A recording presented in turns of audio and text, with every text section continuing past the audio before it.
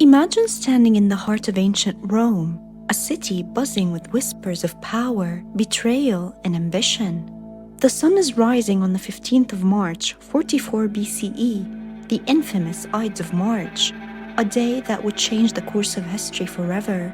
The streets hum with anticipation and dread, for today, Julius Caesar, the most powerful man in Rome, would meet a fate both shocking and inevitable. But how did it come to this? What tangled web of ambition, loyalty, and fear led to the brutal stabbing of a man who had conquered Gaul, reshaped Rome, and declared himself dictator for life? And what role did the enigmatic Queen of Egypt, Cleopatra, play in this epic drama? Let's unravel the story, from Caesar's meteoric rise to power, through the shadowy plotting in the Senate, to that fateful moment the world lost its Caesar. Julius Caesar was no ordinary man. Born into a patrician family with a prestigious lineage, he was a man of extraordinary ambition and charisma. Early in his career, he dazzled Rome with his skills as an orator and strategist. It was his military genius in Gaul that transformed him into a living legend, where he led Roman legions to conquer vast territories from modern-day France to Belgium. His conquests were unprecedented. He expanded Rome's borders, amassed immense wealth, and gained unparalleled loyalty from his troops. His commentaries on the Gallic Wars, written in a clear and persuasive style, were not only military reports but propaganda masterpieces, boosting his popularity back home. But with great power came great enemies. Rome was a city of factions, of bitter rivalries between senators who saw Caesar's growing influence as a threat to the Republic itself. His crossing of the Rubicon River in 49 BCE, defying the Senate's orders and marching on Rome with his army, was a declaration of civil war, an act that made it clear Caesar would either be ruler or dead. After defeating his rivals, Caesar was appointed dictator multiple times, culminating in his appointment as dictator for life in 44 BCE. This title was a lightning rod for fear and hatred among many senators, who whispered that he aimed to crown himself king, ending Rome's centuries-old republic.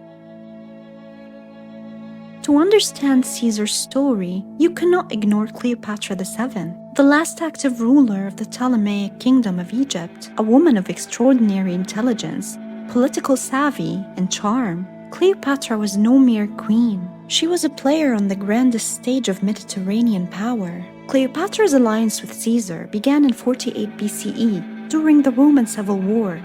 Egypt was in chaos, torn by a bitter sibling rivalry between Cleopatra and her younger brother Ptolemy XIII. When Caesar arrived in Egypt pursuing his rival Pompey, he found himself embroiled in this dynastic struggle. According to historical accounts, Cleopatra famously had herself smuggled in Caesar's presence, wrapped in a carpet or a linen sack, depending on the source, a dramatic entrance befitting a queen who knew how to seize attention. Caesar was instantly captivated by her intelligence, wit, and determination. Their alliance was both personal and political. Cleopatra bore Caesar a son, Ptolemy XV, Philopator Caesar, popularly known as Caesarion, a living symbol of their union. Through Cleopatra, Caesar gained influence over Egypt, securing its grain supply and wealth, which were vital to Rome's economy. Cleopatra's presence in Rome later sparked controversy. She stayed in the city for a while, housed in one of Caesar's estates, flaunting her exotic status and political clout. Many Romans viewed her with suspicion and disdain, fearing her influence over Caesar and the possibility of foreign interference in Roman affairs.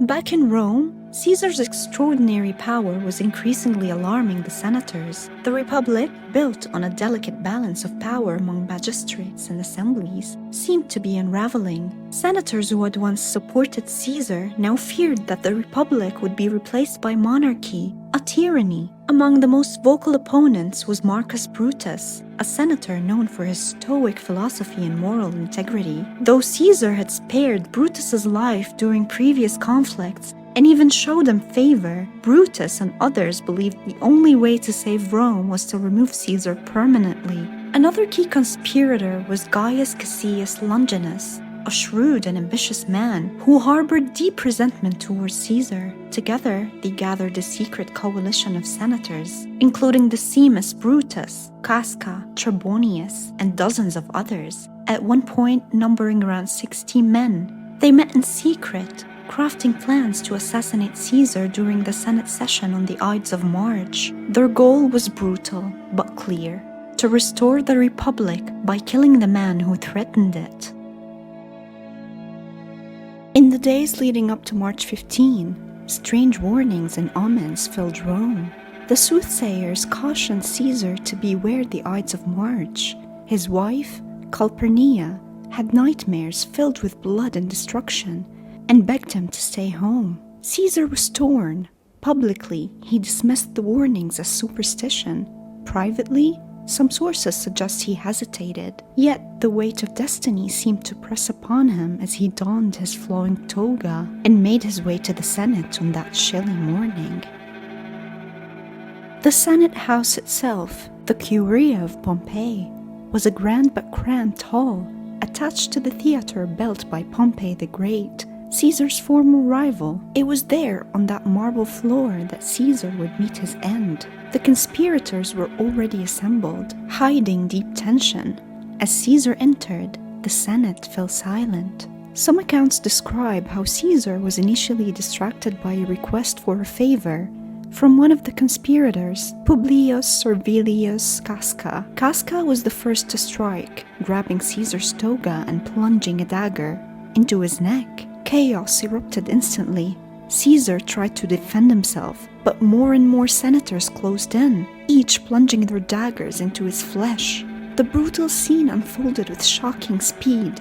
23 stab wounds in total. Caesar's famed toga was soaked in blood. According to some historical accounts, Caesar's final words were "Kai su teknon," Greek for "You too, my child." The phrase some ancient sources, like Suetonius, report Caesar may have said to Brutus. Shakespeare later reimagined it in Latin as "Et tu, Brute," "You too, Brutus," expressing his profound sense of betrayal by a man he considered almost a son, which is where the modern virgin comes from. Other historians dispute the exact words or suggest he said nothing at all, but the phrase has lived on as the ultimate symbol of political betrayal.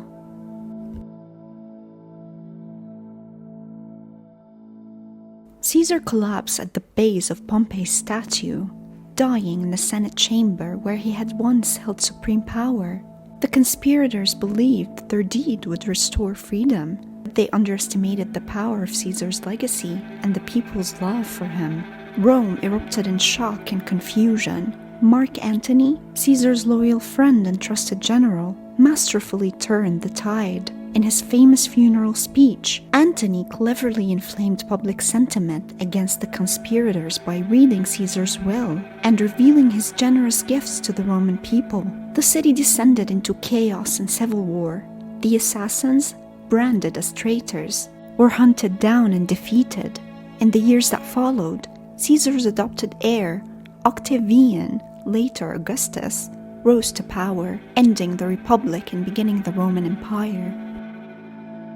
As the dust settled in Rome, Cleopatra's story continued in Egypt. After Caesar's assassination, she aligned herself with Mark Antony, forming a powerful political and romantic alliance that challenged Rome's new order. Together, Antony and Cleopatra aimed to carve out an Eastern empire, but their ambitions led to a climatic showdown with Octavian. Their defeat at the Battle of Actium in 31 BCE marked the end of Ptolemaic dynasty. Her relationship with Caesar, however, remains one of history's most fascinating tales, a story of power, passion, and politics that changed the ancient world.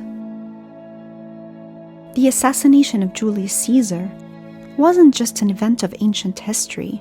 It was a turning point that shaped the political systems, leadership struggles, and ideas of governance that echo even today.